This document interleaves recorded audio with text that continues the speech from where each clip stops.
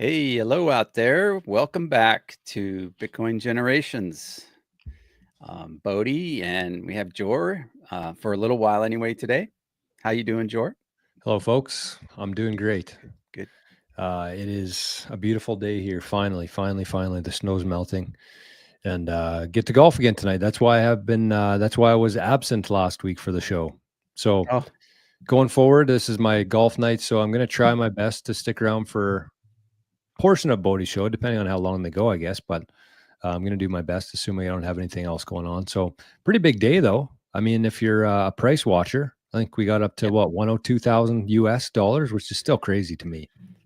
It is crazy. It's a crazy thing. Here we are. We're living through this. We've been talking about it. We've been saying, hey, there's a lot of reasons why this is going to move in the up direction.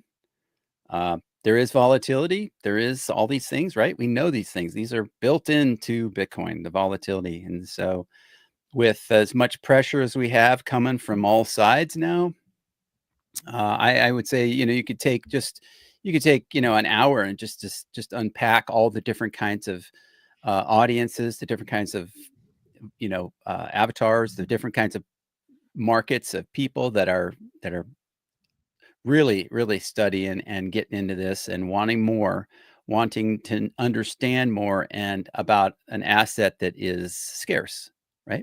Scarce. Um, whether you believe, whether you believe or not, there's a lot of people that have done their homework and they do understand that it is scarce. Did you see that, on that note, did you see the Coinbase ad that they put out? I did not. I actually kind of got numb to their ads, but no, I This haven't one's seen it. good. Is it?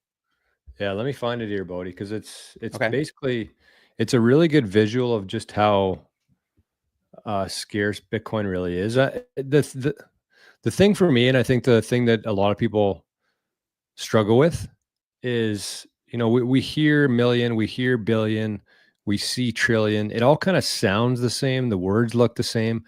But like when you actually break down how different they are and how big a billion is and how big a trillion is, like it's actually it'll blow your mind. So it's nice to have some sort of a visual. And I'm in the same camp as you. Like I'm not a big Coinbase guy. I'm pretty vocal about that on my show. But I thought this was a really good ad. So let me Yeah, let's take a look at this. it's only about 30 seconds long, but a very good visual. Sailor even shared it actually.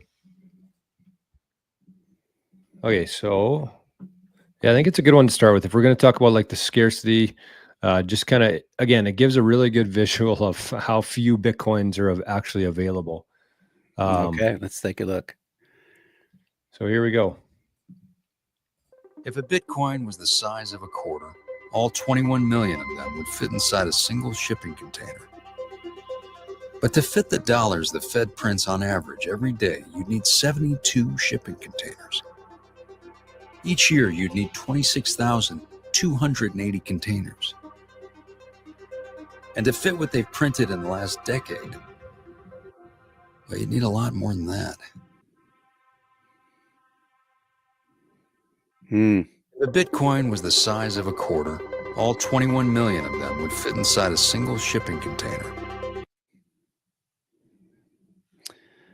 Impressive. Impressive for sure. It gives you some context, right? So we have some scale built Yes. into that. This is it's amazing. You hear million. We've gotten so used to million. You have $1 million. It's really not that much anymore because of inflation.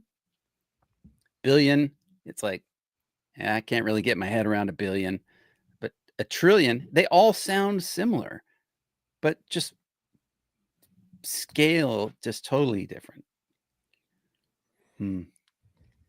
Thank you for sharing that. That was good. It's a good one. Even though it's Coinbase, I think it's a really good representation of, not even like I've seen a lot on like the whole monetary supply as a whole, which is a whole nother level of craziness. But like just to show, I think it was 2,600 might have been 26,000 shipping containers in one day. That's basically how much on average they've been creating of new money. Yeah. And so if you think about it like that, there's so many things right now that are happening. And I kind of alluded to this morning as well, but it seems like there's an ignorance there of the people who don't necessarily need to understand it. They're kind of putting it off. They're going to get what they get, and they have a lot more at stake. The very wealthy and the elite people of today, they have a lot of mouths to feed.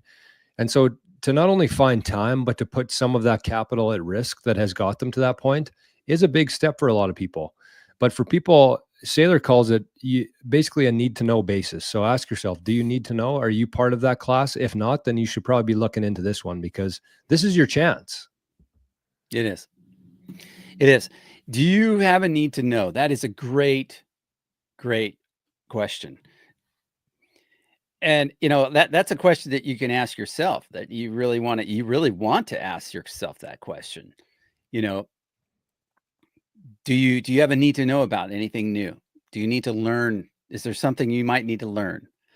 I mean, you've been through the last 5 years of the COVID pandemic and all the aha moments, and the conspiracy theorists were not so not so wrong, but I think the rhetorical, it's a rhetorical question, but I think the answer needs to be, yeah, you do need to learn some things. There are some things there are definitely some things that are broke. And if you don't know about those things, it could hurt you. It could hurt your family. Now, do you want that? No, nobody wants that. So let's grease the wheels, put the the spray silicone where it needs to go, and let's get things moving again. Get those things moving. Yeah, definitely. I really think, and it's kind of a weird thing to think about, like what Saylor's basically saying there is, like, unless you have more money than you know what to do with, you should probably look into Bitcoin. And there's not a whole lot of people who watch YouTube, I'm sure, on a weekly or daily basis that have that kind of money, that they don't have to worry about it, because that's the thing, right? These billionaires, or what are they called, deca millionaires, sent something $100 million, they're probably going to be fine. But it's the millionaires of today who, because we know there's only 21 million, the majority of those have been mined. We're not creating new Bitcoin. And so those 63 million millionaires fighting over 21 million, millionaires aren't going to get to one Bitcoin, but the Right. billionaires probably will. They'll have enough purchasing power by the time that happens, by the time they figure it out. Billionaires will be fine. They'll get a couple Bitcoin or 20 Bitcoin or whatever it is. But the millionaires are going to be the ones who actually shift from being a millionaire to being somebody who has to learn about this stuff pretty quick. And that's kind of where we are right now. And that's what he's suggesting is, you're going to study Bitcoin if you're on a need to know basis, which most people are, even millionaires. Oh, absolutely. I mean, there's one thing that there's one thing that, if there's one thing to kind of pinch yourself right now and say, okay, am I aware of all the things that are going on right now? And if you need to pinch yourself and say, no, I'm not, let me pinch myself and see if I'm awake. This is a wake up call.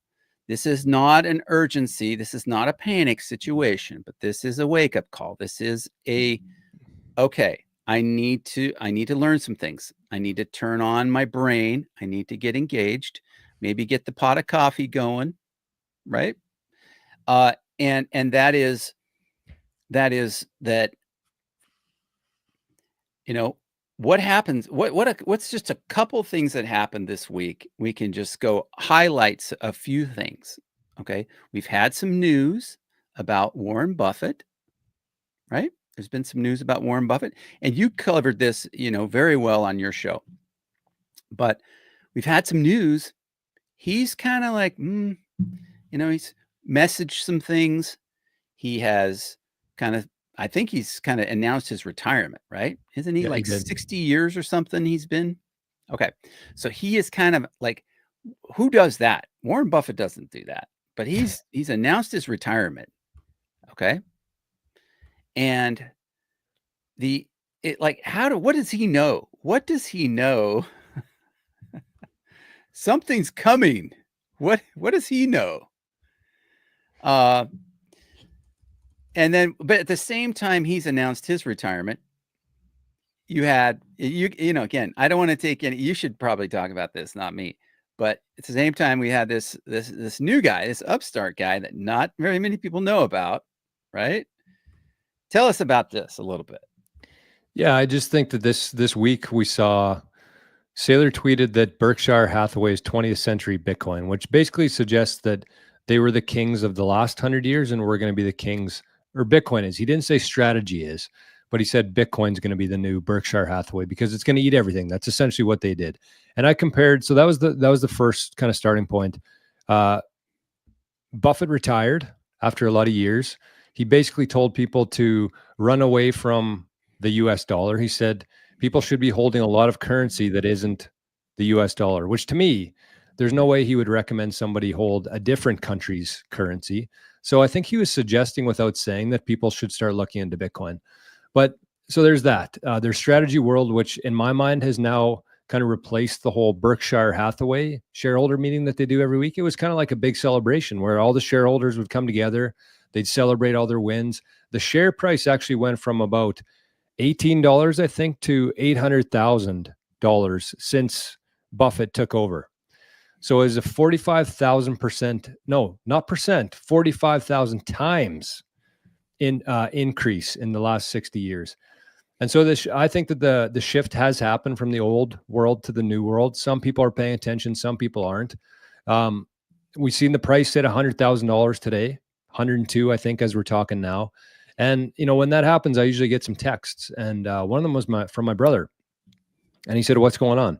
I said, "With Bitcoin." He said, "Bitcoin and strategy." I said, "Well, this week alone, we had two states, New Hampshire and Arizona. They officially passed a law that says that they're now going to be buying Bitcoin and adding it to their strategic reserve." So two states officially, we've been talking about this for 3 or 4 months now. They've kind of been getting to this stage. The dominoes have started to fall. New Hampshire and Arizona are now officially implementing a Bitcoin strategic reserve. Plus, I've been watching the strategy presentations that they've been putting on at Strategy World, and they were the first one. So Strategy was the first public company to put Bitcoin on their balance sheet. Since then, there's been 70 companies now are holding Bitcoin on their balance sheet. It's pretty hard to ignore. It's pretty hard to argue that this is going to continue happening. Plus, the global M2 supply is ripping right now. They're pumping a bunch of liquidity. The US wants lower rates. They want weaker dollar. They're going to print. They're basically forcing the Fed to print. It's coming. It's just, do you see it or not? That's kind of where we are right now. Like, it's very obvious to anybody who's paying attention what's happening, but everybody else is like, "Oh, why is Bitcoin $100,000 today?" But there's a lot of reasons, and it's all kind of building up into this, you know, little perfect storm right now. Well, you know, I mean, there's definitely some people that would just be like, you know, hey, you know, I go to the grocery store, I look at the price of gas, I look at the price of milk, eggs, and bread, and that's my bandwidth. That's what I can handle. You know, listen, I'm telling you right now, you need to learn a little bit more than the price of eggs, gas, bread, and milk. You know, it's much bigger than that, right? It is. And come on, you're better than that, right? You can learn more than that, right? If you're a tradesman, you're skilled, and if you're retired, I don't care. It doesn't matter. You know, Bitcoin is not that complicated. You know, I recently learned how to use AI, right? And it's not scary. I would just tell you, you know, you gotta get off zero with this thing AI. It's not going to be scary if you use it. It's a tool, okay? Yep. And I look at Bitcoin like a tool. It's a currency. It's a monetary asset. It's a thing. And just because you can't see it doesn't mean it's not a thing, but it's something that you need to learn how to use. Okay. So use it to your advantage rather than have it use you and put you kind of in a lower financial position that you're in. And so what I did with this AI thing is I went into this AI and I looked at what the question that I asked was, what are the top 8 reasons people don't understand Bitcoin? And Jor, the first one is just like, okay, this is what I've been saying on this channel since we started. And that is number one reason was complexity of the technology. Bitcoin relies on concepts like blockchain and all this other stuff, decentralization, which these terms are unfamiliar and intimidating, is what it said. Okay. It's true. But the thing is that like we were here, my generation, okay, I'm beating my generation with the rubber noodle, right? I'm telling them, hey, we were here when the internet started. We were here. I remember, um, I remember when, like you started using these plastic checks. I mean, the thing that you had to have was either cash or paper check. You would write a check wherever you went. Everybody went and you'd stand there in line and they had the special check writing stands and those have kind of gone the way, right? But and then they started using these plastic cards. Well, credit cards and then debit cards and everybody had the state of the art technology with the cards. Well, this is the new thing, all right? So I don't want to beat that dead horse. I could go down that road. I'm going to go into further some of the other reasons, but Jor, I know your time is short with us today, so you've got some stuff you got to go take care of. Do you have anything you want to add on that? Because I would just beat up our baby boomers like me, but there's a lot of grace. Okay, there's a lot of grace in this too. Yeah, and I think that the one thing that anybody who's not in Bitcoin yet, I'm thinking most people who would be watching this at this point probably have some Bitcoin, but the people who might be watching this, finding this channel through a friend or something, it is the thing that really bothers me about Bitcoin is there's a lot of terminologies used, and they just seem to like purposely overcomplicate things. It's really when you break it down, when you have a better understanding of it, it is very simple. And it's much cleaner than the system that we have right now. It's 1,000 times cleaner than it is. Like it's so simple. It's literally peer to peer sending value to each other. So with that in mind, you don't expect to know everything. Don't expect to know every terminology. But even in the last 4 years or 5 years, whatever it's been now since I got into Bitcoin, it is a million times easier just to buy it. And I think that's where people really just need to start. Even if you keep it on the exchange for a little while, just get some, because when you get some, you're going to have some skin in the game. And then you're going to take some of your own time and start learning about these different things. And the more you learn, the more Bitcoin you're going to want to get. So that's kind of like, forget everything else. Understand that this is where things are moving to. Larry Fink's talking about it. Donald Trump's talking about it. Everybody's talking about Bitcoin, and everybody's going to be talking about it even more. So just get some skin in the game. You don't have to do anything crazy with it, but just trade some of your dollars for Bitcoin and then start paying attention. You'll pick things up. It's not an easy thing to do. It's not you can't shortcut it, but the most important thing is just to get some sats. That's it. You don't need a whole Bitcoin. Just put what you can into it. And, and on that note, dollar cost averaging, or just basically for people who don't know what DCA or dollar cost averaging is, that's all you're doing is you sign up with an exchange. And there's three that we'll go into later. But you just put a little bit each day. Maybe it's $5 a day. Maybe it's $10 a day, but you're putting something in. That's your savings. That's your savings. Instead of saving fiat dollars, instead of saving, US, the US dollar, the greenbacks, whatever you want to call them, don't save in those. Those are not, that will not be worth anything at some point. Okay. I'm telling you that your US dollars are going to be worth less and less and less. It's the only way for them to go right now. It's a one-way street, both these technologies. Bitcoin's going ahead, and the other fiat currencies are going much, much lower. Yeah. So get it in something. Gold is not the thing to save in. Okay. If you are there already, great. But if you have a choice and you want to know what to save in, my recommendation, not financial advice, is to save in Bitcoin. It's easy for you to get this now. It's easy. So get some, and then we can talk more about how to get it in a safe location, very safe, very secure after you get some. That's the important thing to take away. Let's look here at some of the people we've got in the chat over here. We've got some great names over here. I will apologize to you right now. I am working on my new system, and it's Well, you look good, you sound good, so I think we're do good. I? Yep. Oh, well, it's some work when you have to change over to a different computer. We got Mert. What is this? Mert says, "What a great notification from YouTube." Okay, we got some everything divided by 21 million. Uh, yeah, so kind of insane to think technically it got into Bitcoin before it hit 1 trillion market cap, got $1 or 2,424 sats for free from Robinhood Crypto. Yeah. Yeah, they were giving it away pretty handily there for a while. Johnny Midas. Hello, hello, hello. Cleaner Machine, welcome. Wonder how that grandson of yours is doing. Yeah. So yeah, definitely. Really glad that we have lots of people here that we've seen in the chat. Yeah, Warren Buffett. He's probably doesn't have a choice about whether or not he has to retire. Okay, buck 52,000 for sure. For sure. Hello, hello. One Bitcoin in Canada right now is $141,000.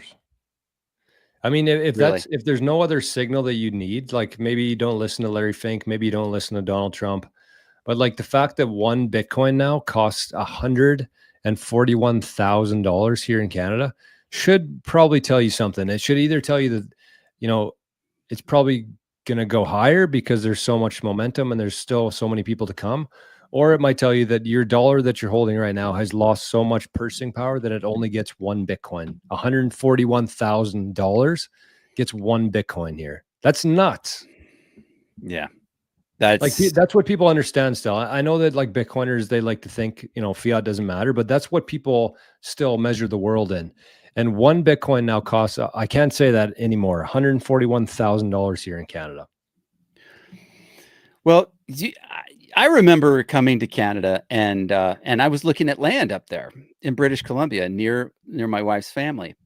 And I, at the time, the exchange rate was really advantageous for the dollar, right? So we got, I think it was like maybe a 30% discount on if we spent money in Canada. Yeah. And it was like, it's kind of just I couldn't quite understand why that is. The beauty of Bitcoin, what we're talking about here, is if we have, and I do think eventually the world will standardize on a Bitcoin as like the world reserve currency, meaning we would trade with Canada in Bitcoin. We would trade with Australia in Bitcoin. We would trade with every country, and every other country would base their currency. Well, I guess every currency would end up going to zero, but you would have this world reserve currency that would just be basically one standard unit of account, right? So if in that scenario, I could go to Canada and I could buy some land, I would pay Jor, what the land is worth. He says the land is worth this much. I pay him that much. And we're across countries. We're across, in an international border. And it goes further than that eventually, right? We get to a place where like, war isn't such a big deal. We don't want to fight with each other because that costs too much money. And none of us want to spend our precious Bitcoin paying for a war. That's another rabbit trail to go down. But I would say that this will bring a real boon to commerce internationally. I think it'll take a little while to see this, but yeah, I $141,000 in Canadian dollars for one Bitcoin. Yeah, I kind of see a world where countries, and it's going to happen sooner than later. This is going to happen fast. And for anybody who's somewhat newer to Bitcoin, the last Bitcoin cycle we went through, I remember like waking up 3 or 4 times a night because the price was going up so high, and it was just like blowing my mind of how much it was going up. We haven't seen that at all yet this cycle. Everybody's talking we're headed towards a bear cycle. Price is going to dip more.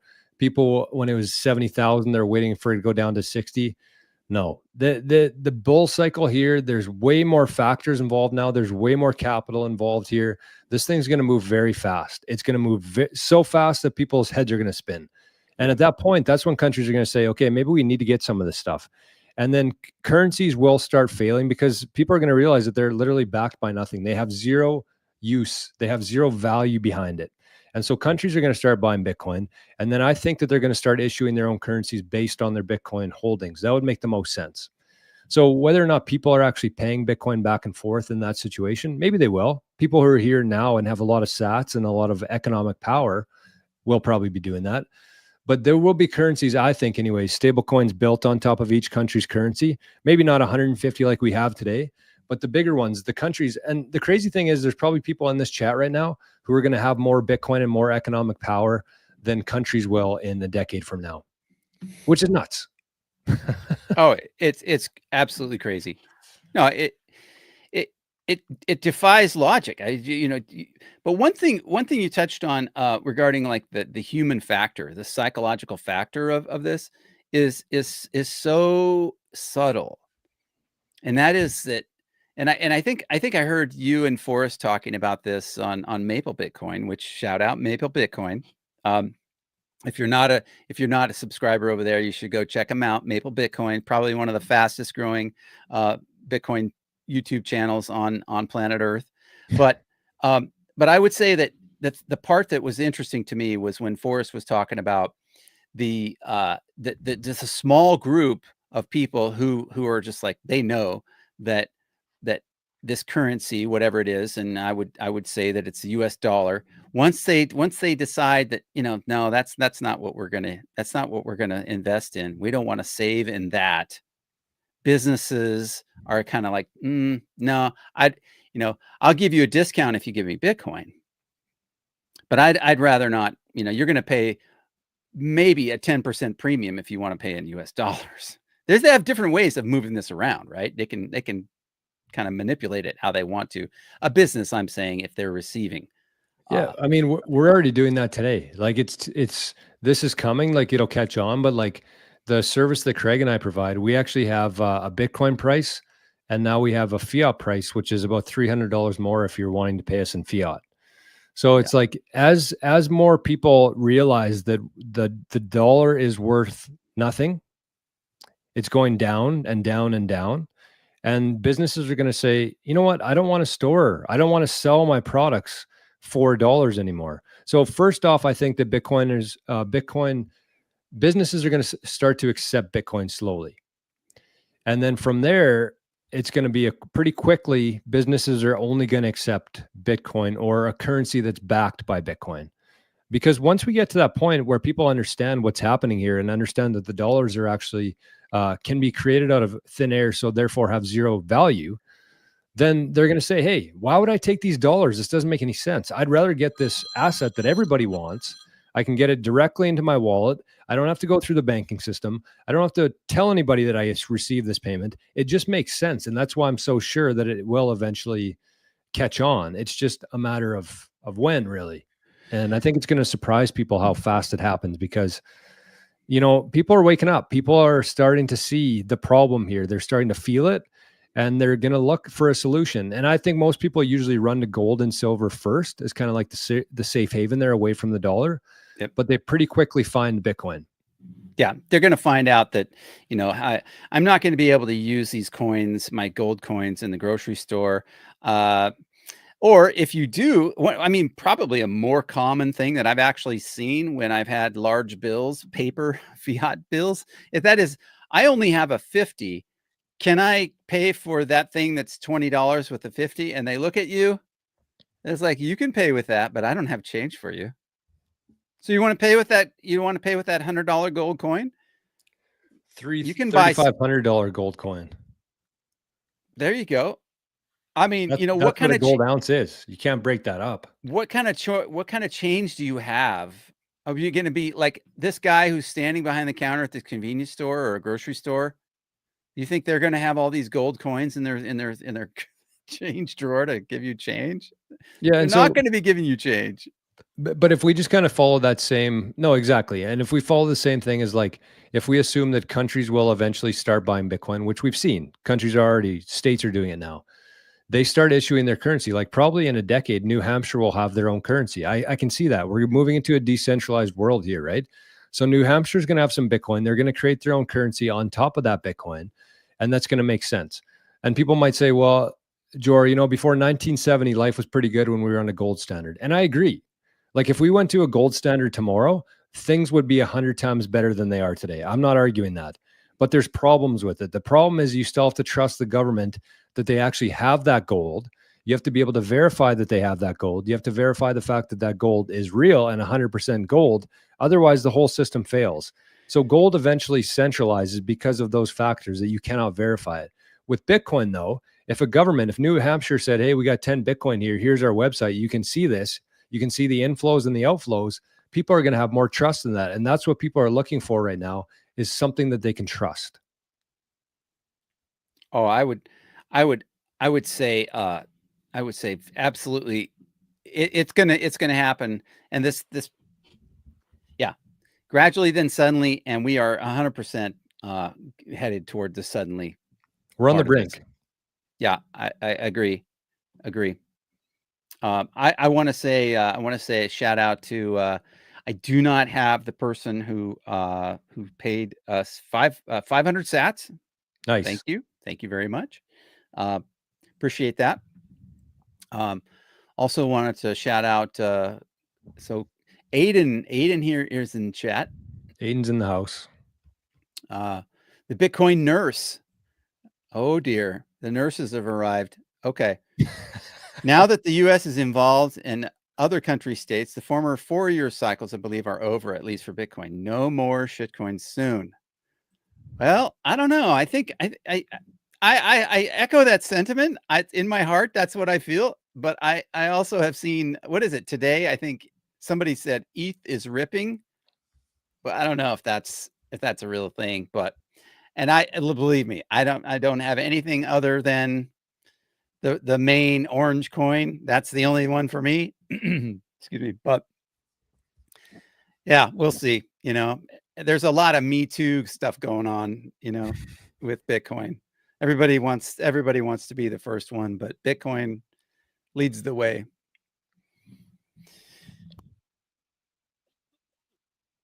Excuse you. Oh my goodness, we just got another zap. Oh my God. We got another zap for 2,500 sats. Woo. Very nice. Like our good friend. That's a CYM zap. That is somebody that we know. And I cannot on this. I'm going to have to change the QR code to a place where they can actually send us a note, because I do not see the note from who this is from. So thank you, whoever sent us 2,500 sats. Here. Yeah. So we have we got Clean Your Machine. He's excited about the rip in here, I think. And we got Buck 52,000. I love it.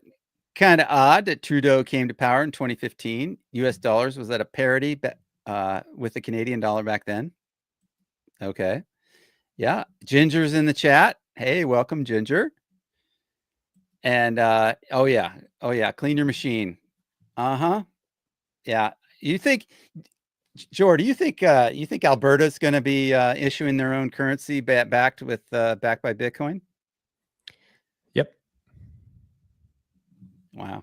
Yeah. It's the way that the world should be. It's nature. It's energy, right? I know we've been kind of beat to death with the whole energy's bad. We're using too much energy here. The climate's changing. The world needs energy. The world needs carbon. And the more energy we have, the more we can evolve as a civilization.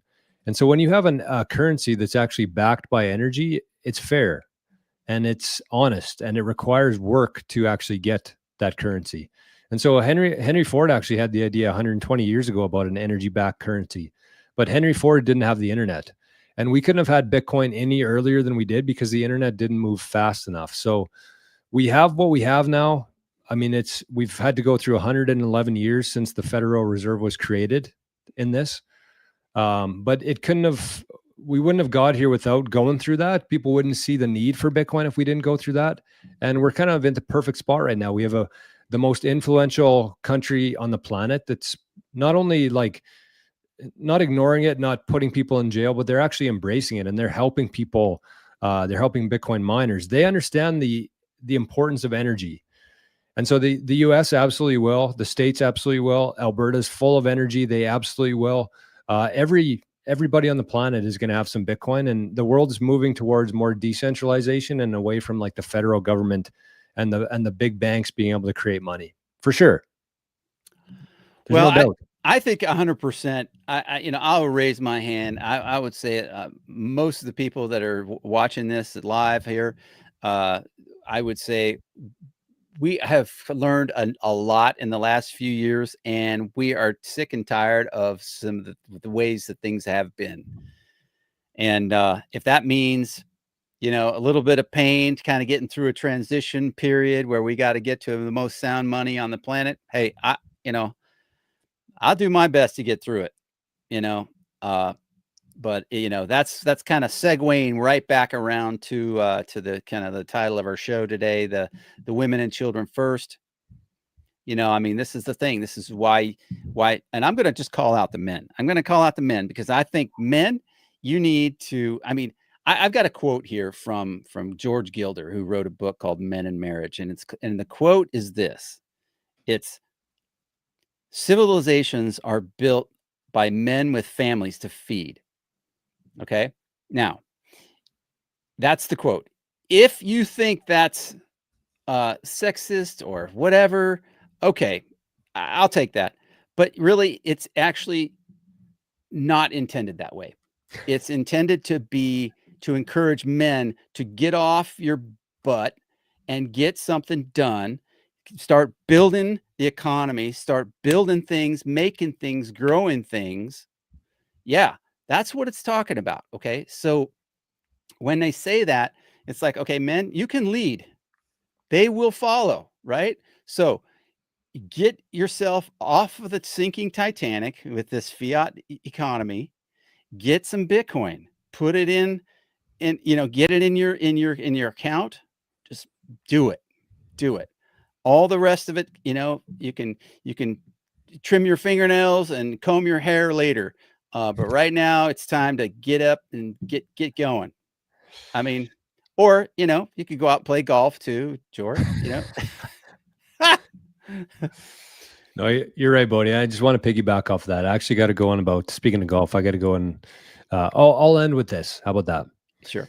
I think that you're absolutely right. I think that men, if they haven't already, they need to take this stuff seriously.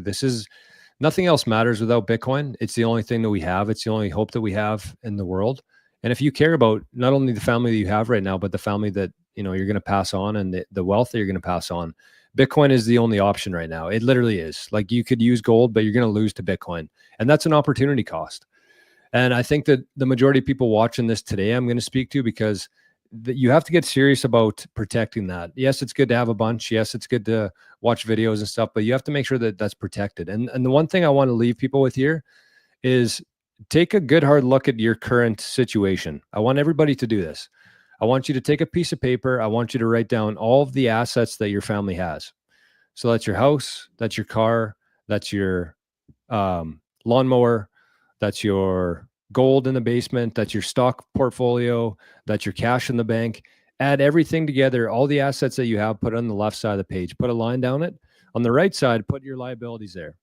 Put your mortgage, you could just go right across from it. So what your asset is, or what your house is worth, left side. What you owe on that house, your mortgage goes on the right side. Your car, what it's worth, left side. What you owe on it, right side. Just those amounts in fiat. And make sure to put your Bitcoin on the left side. That's the key here. That's what I'm trying to tell you. So put your Bitcoin in fiat terms, whatever you have, whether it's 1 million sats, 5 million sats, doesn't matter. What I'm trying to tell you here is just put it down on the left side. And you're going to get a pretty good visual, a pretty good representation of your net worth as of today. And that Bitcoin balance, that Bitcoin allocation there, it might be 10%, it might be 20%, doesn't matter. What I want you to do next is what matters here. So take the price of Bitcoin today, $102,000 US. times that by 1.4, which historically the reason I say 1.4 is because Bitcoin for the last 10 years has gone up 50 to 60%. We're going to go conservative here though, go 1.4. And then so you'll get, let's say 140,000, take that times 1.4. Then you'll get 190,000, take that by 1.4 and do that for about 10 years. You can do that on a spreadsheet or using a calculator, but just keep for 10 years, keep timesing that by 1.4 and see what that Bitcoin that you have today is going to be worth at that point. Because that's what you need to be paying attention to. You need to be protecting it because it's going to move from, let's say, 20% of your portfolio to 50% of your portfolio. This is very objective math, assuming something stupid happens and Bitcoin dies or something happens, but it's going to continue on this trend barring anything crazy. So you're going to see what your family's wealth is going to look like, a snapshot of it in 10 years. And Bitcoin might be 120% of it. It might be 200% of it. And so if you're looking at that as like 10% right now, you have to protect that because it's not what it's worth today in fiat terms. It's what it's going to be worth in 10, 20, 30 years. And that's how you have to be securing it because it's the exact same amount. If you got 2 million sats today, you're going to have 2 million sats in 20 years from now. You're going to be able to buy much more with it. So you have to focus on protecting that. Regardless of how big it is today in fiat terms, just do a very objective math and say, this is what it's probably going to be worth here in 20 years based on what it's done and what we can expect it to do. And look how big that is compared to the rest of your assets that you hold. So do not sleep on protecting it. Make sure that you have the best possible security. And again, don't do it all at once, but take action and start to move in the right direction to make sure that you actually have those sats in 20 years because it's going to be it's going to be your whole portfolio. That's kind of the idea here that I want to portray. So yeah, no, it's 100%. Thank you for sharing that. That is a great way to segue right into our next thing. Are you gonna you're gonna I be gotta go, Bodie. Sorry. you're gonna be heading out and you're gonna be taking care of business. So enjoy the links, enjoy the weather, go touch some grass. Get some sunshine. I deserve some sunshine. It's been a long 6 months here for me. So thanks, Bodie. Thanks for having me on again. Like I said, I'm going to try to be here for half hour, 45 minutes, an hour going forward, but some days I'll have to miss out, but you're in good hands here with Bodie. So I'll keep it rolling on my channel, Bodie. And okay, we'll talk to you soon. Fair enough. All right. Enjoy. Okay. Bye-bye. Okay. Bye-bye. The famous bye-bye. So, there we go. We've got another zap in the chat here. Let's see. This was, this is another 40 sats. So thank you. Thank you very much for the zaps. Oh, and Ginger, I got a little note. Ginger sent us a zap for 88 sats. Very nice. Very nice. Thank you very much. Everybody in the chat and everybody who's able to zap. And if you're not able to zap and you want to learn how to zap, we can teach you how to, or there's some resources on how to get you on Nostr. And so you can send sats or value for value. If you think you're getting some value out of the podcast today, you can like it if you would like, or you can subscribe, or you could send some zaps, excuse me. My English is my first language, and it's my mouth that's not working. So yeah. So yeah, for sure. And if you're a baby boomer and if you feel like I'm bagging on you, well, maybe a little bit. But I think there's a lot of folks that are very very on top of things that are going on in the news, and really kind of what I would encourage you to is to, like, take a step back from the news and from the stuff that is in front of your eyes and go, how am I protecting my wealth? How am I protecting my family's wealth? What is the current best practices to be able to do that? What is the current best practices to save in? And that's why we talk about Bitcoin, because it's hard money. And speaking of a book that I've been reading recently, it's called Honest Money. It's by a guy named Dr. Gary North, It's this is honest money, biblical principles of money and banking. And here at the very beginning of chapter 1, there's a quote from Genesis 47, verse 15. It says, "So when the money failed in the land of Egypt and in the land of Canaan, all the Egyptians came to Joseph and said, 'Give us bread, for why should we die in your presence? For the money has failed.'" Unquote. So, this is nothing new. This is the money has been failing since since creation, since the beginning of creation. So, I think what we got to remember is that, uh, you know, one thing they say is, there was one thing you're never going to get away from is death and taxes. So yeah, okay, well, we'll see about the taxes, but we definitely won't be able to get away from death. But the money the money fails. The money will fail. It continues to fail, and this is one of the reasons why we have to find the best money that we can in order to preserve our wealth, preserve our family's wealth. And this is the whole reason why we have this channel for Bitcoin generations, and that is for future generations of Bitcoiners that aren't even here yet. So in the chat, we have Aiden. We have Aiden's grandfather. We already have two sets of two generations. Actually, I guess that's three. We have two generations that are separated by a generation in the chat. What I want to see is Aiden's dad or Aiden's mom get in the chat too. So we have three generations in the chat. That would be great. But no, seriously, we all have a lot of things to consider when it comes to our families. If we don't have a family yet, then we have some planning to do. If you have a family, you have a lot of kids, you have a few kids, you have some things to think about. Definitely have to think about those things. And this is one of the things that I had to do.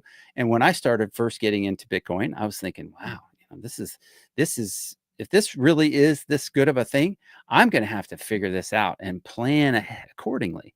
And so that's one of the things I did. And I've got some help with some of those things, with some of the things that Jor talks about, the super backed.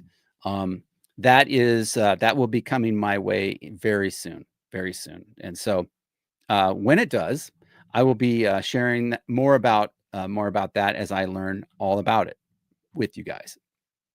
So, yeah, I mean, I think there's some kind of segueing into another thing that I talked about earlier that I kind of want to get back to, and that is one of the reasons why people don't get into Bitcoin, why they are not that they don't get off zero. They just are completely just like frozen.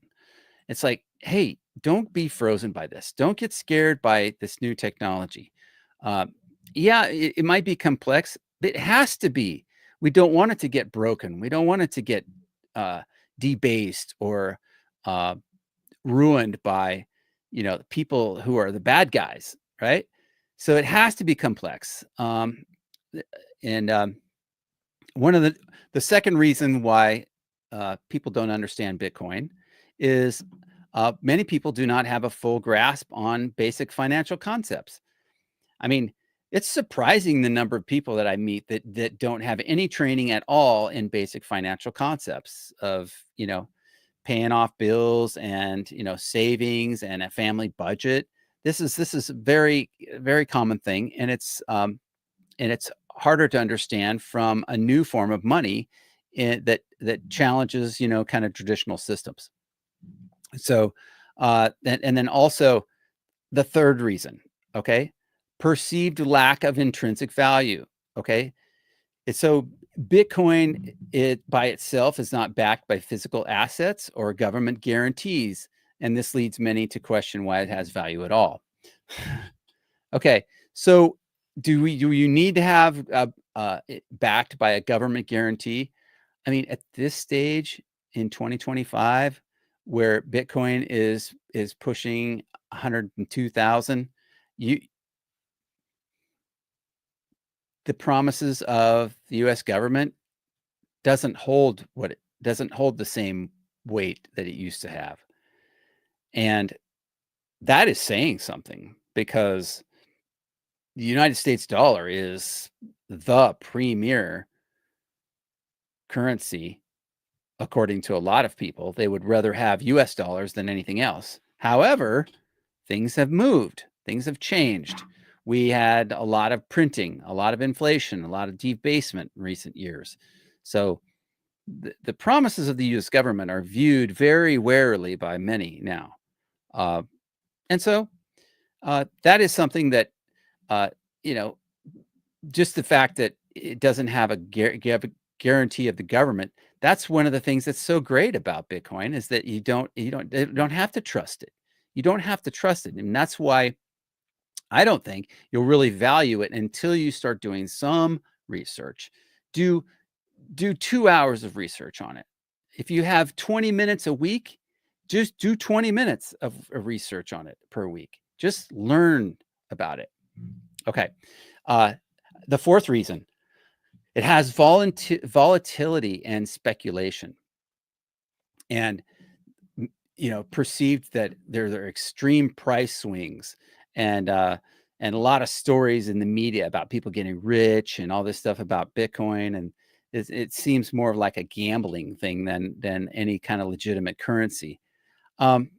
Yeah, well, uh, this is common with the media that we have. A lot of media kind of tells people that, yeah, you don't want to be going anywhere near anything like that. It's like, well, if you had that sort of mindset and you weren't thinking about preserving your family's wealth, then maybe that could be a problem. But if you have the mindset of, no, every dollar I earn is valuable to me. Every every every hour that I have is valuable.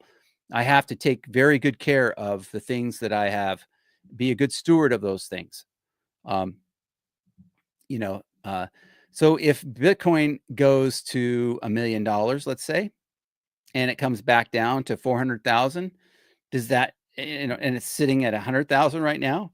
That's a lot of volatility, but that's built into the protocol. That's how how it actually works. But as we get more and more people in on the Bitcoin standard, using Bitcoin daily, storing it, uh, investing with it, saving with it, uh, buying things with it, the volatility will. I'm thinking that it's going to reduce quite a bit.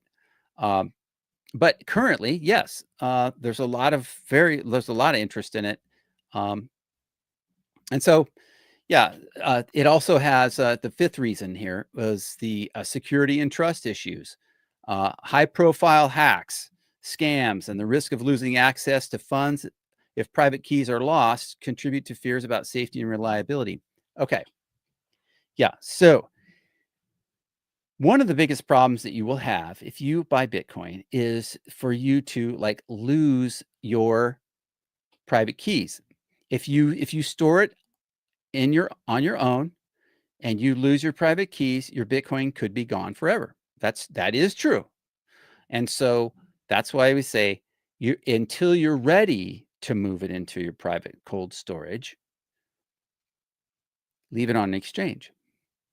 Now, if you're going to buy, $100,000 or more, a ton of Bitcoin, or a lot of fiat dollars worth of Bitcoin, would you want to leave it on the exchange? That would be something where you would want to get professional advice. If you're going to be putting that much fiat dollars into an asset like this, that would be something where you probably need somebody to hold your hand to get you into a safe haven place to store it, um, with a hardware wallet in cold storage. That's not something you're going to be able to do right out of the gate by yourself, and for good reason, because you don't want to risk um, losing your keys. You don't want to risk uh, attaching a hardware wallet to something that's connected to the internet. But how do you know these things? You don't know these things initially. So you start where you're at. You start at the beginning. If you're brand new, that's okay. No one's going to look down on you for like, taking it very slowly. In fact, that's the prudent way to go. But don't make decisions on your own and do a lot of things that are kind of uh, risky with uh, with something that you think that you can do just very easily. Uh, it might be very easy, but it might be also very easy to screw something up that's very critical. And I don't I think I can say for myself and some others that I know, I wouldn't want you to screw that up. That would be something that would be horrible. It could affect your family, and that's not something you need to do when you could just ask for some help and get in some cases get some free help, at least for a few questions, and then get yourself kind of where you're comfortable. Uh, if you need someone to walk through those things with you, that is something that the Bitcoin Citadel can help you with, and that is something that Jor is associated with. And yes, I do have a working relationship with Jor in that regard, but I absolutely don't have any sponsors. I don't use anything that I don't feel that I would use myself. And so that's my take on this. My background is that I want people to get value. I want to bring value, and I want people to have success in Bitcoin. And that is the way to do it. Not pumping ads on my show for every 15 minutes to have you buy something or shield this or that. Other people do that. Um, that's not my style. So with that, moving on to negative public perception and media coverage, I would say that for sure it can be Bitcoin has a history of being associated with criminal activity, with scams, being a bubble. Uh, the whole thing just it discourages people from learning more and trusting the underlying technology that it's been that and the protocol that it's been built on. So uh, the number one way to value and to become a good steward of your Bitcoin is to learn more about it so that you can understand it better. And that doesn't cost you anything. The only thing it costs you is brain power and a little bit of time. But if you think about the kind of time that you have, you can utilize your time, and using your time, redeeming the time wisely is another way of becoming a good steward. Okay, moving on. Regulatory uncertainty. That's the seventh reason. It's unclear currently about some of the government change policies that are being changed. Um, but I think the threat of crackdowns with the recent administration change that we had here in the United States, I would say that that has kind of cleared up some confusion. And I think that it may also have put to rest some of the hesitation from learning or investing in Bitcoin. So the last question here, or the last reason why people don't understand Bitcoin would be emotional and cognitive biases. Okay, uh, people do resist change. We do resist new ideas that challenge our beliefs, and that makes us uncomfortable. Also makes us uncomfortable that we don't understand something, and this leads to rejection or dismissal of a new idea. And I think back to when I mentioned earlier about the credit cards. I mentioned earlier about the about the internet, and when the internet first came to us, when we first learned about it, a lot of huge pushback. There was a lot of people that were very uncomfortable with the internet at first. Um, a lot of skepticism, a lot of and there was also early adopters that really did well, and especially in the internet, because they were early, they understood it early, they in some cases they invested early, and did really well. You know, I remember I remember uh, I remember when the Macintosh first came out, and I was at San Jose State University. I mentioned a little bit before where I went to school, and and the Macintosh came out, and it was the first computer that we were able to. You ever highlighted something where you kind of click on one word, you double click on it, and it highlights the word, and then you do like triple click on it on highlights the whole line, and different software does this a little bit differently, but Apple Computer had the patent uh, on this technology where you could highlight a certain body of text, and then you could copy it, and you could cut it, you could paste it. So the whole copy and paste function of the early word processors back in like 1986, I believe. This was something that was brand new. This was something that was unheard of, and so actually, Microsoft copied them, and Apple sued them. Well, what happened? It was a long, drawn out lawsuit, and in the end, Microsoft actually won the lawsuit, and Apple lost it, and so Apple was not able to recoup that uh, with their perceived or real um, intellectual property that was stolen from them and used by Microsoft. This was something that was a huge deal back in the mid '90s, and and anyway, so that was from like 1986. There was a lot of people that didn't understand how to use word processors. They didn't understand how to do any of this. In fact, I was teaching my journalism professors in San Jose State how to do desktop publishing. They didn't understand cutting and pasting. This was something that was totally new. So, uh, you know, all that to say that, that new technology takes a while for people to understand it and to kind of not view it so like, feeling uncomfortable about something that's new. But that's where you can kind of come back and sort of like, if you're this early in Bitcoin, you can teach others, and that it's not so scary. It's one of those things. So I would, I would come back over here, and I'll visit some people in the chat here, and you know, uh, you know, let's see here. So Sin Diesel, I remember visiting Toronto for the first time in 2003, and Canadian dollar was $1.21 compared to US dollar. Now look at the price. Yeah, yeah, 100%. Yeah. So we got Aiden in the chat. There you go. Welcome, Aiden. Good to see you in here. I hope your school is going well. You're learning a lot about Bitcoin, I'm sure. Now, a question for Aiden. Have you been orange pilling your parents? Because that's a question. Then that would have been the third part of that, the third generation there. Let's see here. Let's keep moving down the chat here. I think I actually went backwards a little bit there.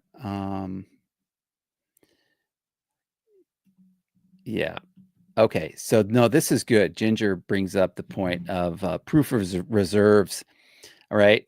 This is something that is wonderful about Bitcoin, and that is it's open source, and it is very transparent. And so, yes, layer one is 100% visible. You can see all the transactions on the layer one, and that is through through your mempool. Especially if you have transaction ID, you can see where it went through and was where the transaction went through. But one of the things we would like to see with people who say they have Bitcoin, which is a company like MicroStrategy. MicroStrategy has they say they have 550,000 some odd Bitcoin. Well, a lot of people want to say, well, hey, show us the proof of reserves. And so far, Michael Saylor hasn't, and Strategy they haven't really shown the proofs of reserves, but they have a reason for that. I think they've said that it's regarding security, but yeah, I think if the people would have their way, they would like to see proof of reserves. Not sure if there's a way to force them to do so, but I think the court of public opinion is quite a sway there. Uh, let's see. Oh yes. Okay. So I think let me take a look here. Yeah. So Clean Your Machine sent us the 2,500 sats. So thank you, Clean Your Machine. Appreciate that. And then yeah, you can future proof your money with Bitcoin, says BTC is truth. And Clean Your Machine says absolutely Bitcoin for Alberta. Okay. Let's see. And yeah, please do message Danielle Smith. So good, so good. Is she good for Alberta or what? Oh boy, I really didn't pay as much attention to Canadian politics until I started listening to you guys and Jor and oh, it's right up here, right up just to the north of us. Oh, okay, yeah. So, yeah. So this is something we need to do. This is an important thing for us to do here, and this is like you can sell everything you have, sleep in a sleeping bag in a tent, and eat rice and beans. But there is something to be said for taking care of your family, taking care of things. To go out and do some golf and go out and do those things. I'll tell you, I love it. I love it. At my age, I've got some guys that I can go out and play hockey with. So I go out and I skate once a week with those guys. It's so good to get a good skating, get a good workout in. This is something that, many of us grew up, being an athlete, doing some different things. And I 100%, I encourage you all to do that stuff too. Take care of you, take care of your family, make sure that your family members have got time to go out and do stuff that they need to do. My wife goes out to work out. I encourage her to go work out all the time. She's feeling better because of it too. I mean, it makes you feel better. And we need that. We need that. You get out in the sun, you get some vitamin D, and then you got the blood flowing, you got the blood pumping, you're sweating. It's good. It's good for you. And another guy that's many times here, and that is sweating and smiling together. That's Adam. He's in the Living in the Future group. So if Adam, if you're in the chat, reach out. But we'd definitely like to shout out your show too. He's on YouTube, by the way. Let's see. Clean Your Machine says Aiden's dad is working all day, but is pro Bitcoin also. Okay, so there you go. Now we got 3 confirmed generations at Clean Your Machine's headquarters. So glad to have you guys. Aiden is enjoying that, and then everything divided by 21 million. He says, I got super backed. And I'm working on securing the future of my children and grandchildren with 21 sats inheritance protocol. That is what I'm talking about right there. So think about this. All right. Okay, just time out. Pause, everybody. This guy, everything divided by 21 million. Okay. He already understands that he may not understand everything about Bitcoin. I mean, I don't know anyone that does understand everything about Bitcoin. But he understands it's a valuable and scarce resource. So what did he do? He got some for himself, and he's got it. He's got a plan on getting it taken care of and getting it set aside with super backed. And he's going to work on inheritance protocol with Crag, and I absolutely, I cannot wait for this. This is going to be absolutely fabulous when this gets implemented in the Wallace household. So anyway, moving on. We got Buck 52,000. He says nothing good comes easy, and if it was easy, everyone would be doing it for sure, for sure. Yeah, and so Oh, yes. Okay. And so Aiden's got a question here. Yeah. What is orange pilling? Great question. You know what? It's an overused term, Aiden, and it's kind of slang in Bitcoin. And so please forgive me for saying that. It means, okay, if you have, it kind of refers back to the movie The Matrix. And I don't know if your parents will let you watch that or not, but in the Matrix movie, they had they had a red pill and a blue pill. And if you went with the red pill, then you were, I think that's the one where you were going out of the matrix. That's the only way out of the matrix. And if you wanted the blue pill, then you were going to stay in the matrix. So the idea is that if you have an orange pill, that you would be in the Bitcoin, in the Bitcoin, you lead out of the matrix, but into the Bitcoin. Okay, so would you still be in the matrix? No, I don't think so. I think you'd be opting for out of the matrix and into Bitcoin, which is wealth preservation for the rest of your life, for the rest of your family's generations, as far as we know. So that's kind of my layman's explanation of orange pilling, and so yeah, I would just say, here we are, kind of at the kind of the top of kind of the top of the hour here. We've been doing this for an hour and 11 minutes. Let me just kind of like uh just encourage you guys with this yeah, I just want to read you a couple of different things here. So this is from that book that I was telling you about, the value, honest money. And one of the things that it has, uh it has a little section here called the properties of money. Okay. And I would say that uh, uh, there are 5 essential characteristics that all forms of money must have. And these are, if you've been listening, if you've been paying attention for a while, and you know all this stuff, you know these things already. But I would say here they are, the 5 essential characteristics of money that all forms of money must have. Divisibility. Absolutely, 100%. Divisibility. Bitcoin is divisible, I think, to 8 decimal places. Number 2, portability. 100%. Bitcoin is very portable. Number 3, durability.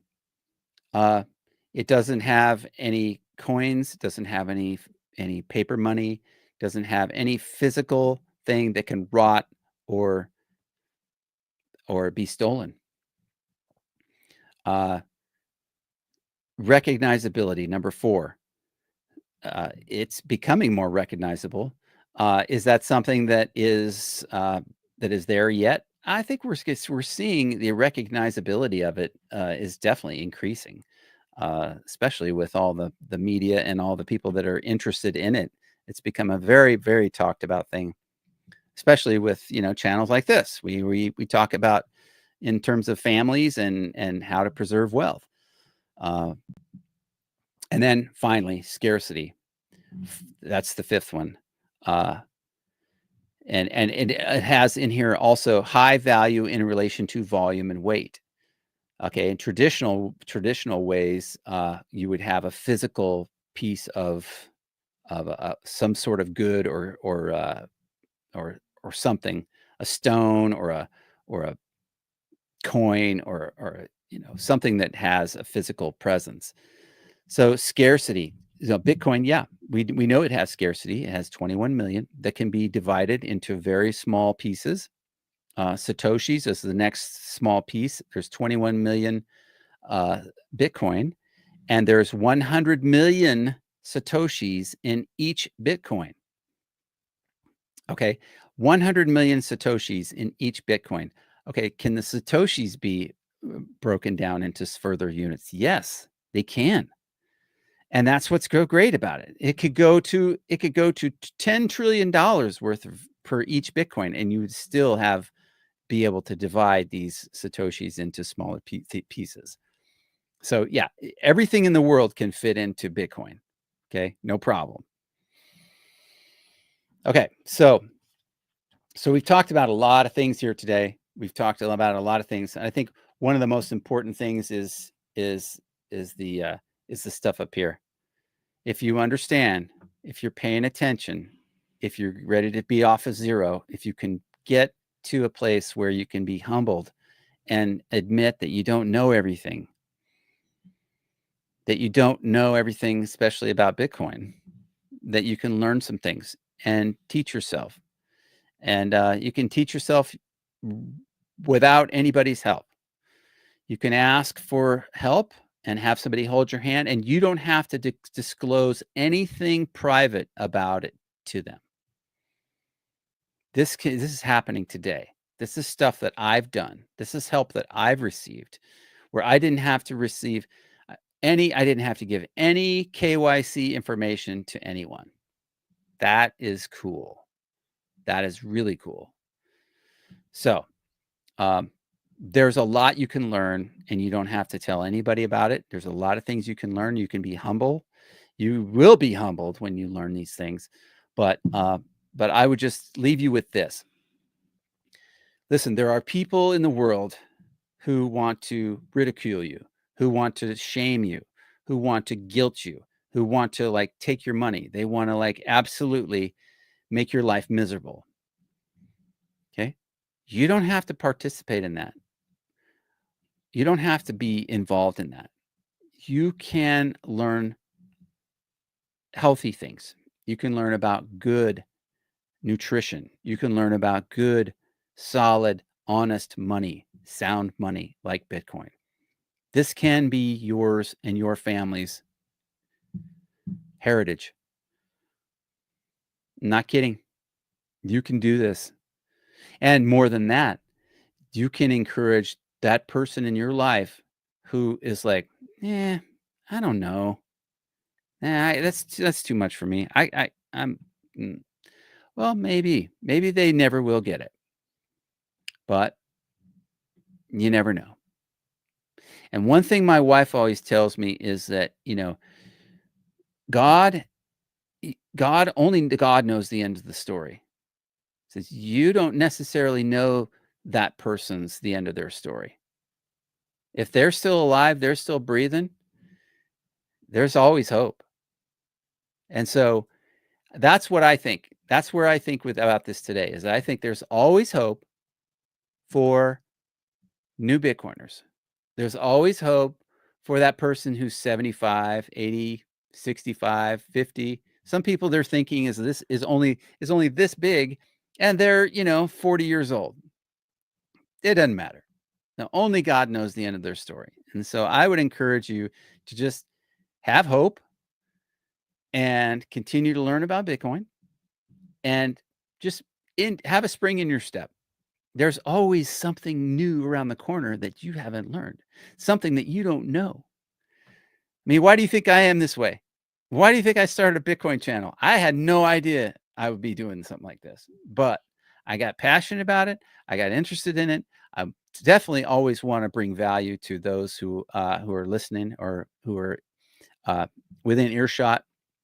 Try to do that with my family. They would tell you that I don't always do it, but I always try. And it's just a great place to be today in Bitcoin. It's a great place to be right here where we are. And even if the persons who they never get Bitcoin, they will eventually they will be right where they need to be. And I have full faith in that. I believe in a sovereign God, and he knows the plans before the foundation of the earth. And so with that, I'm going to leave you all. Y'all are good. It's so good to be with you. I'm thankful for all of your sats and your zaps that you sent to us today. I will be back next week, Thursdays at, let me get my little banner going here. Let's see. Here we go. Can I do this? Yeah, let's see. Here we go. Boom. There you go. Now you can see it. So every Thursday, Lord willing, every Thursday, live show at 2 p.m. Eastern time.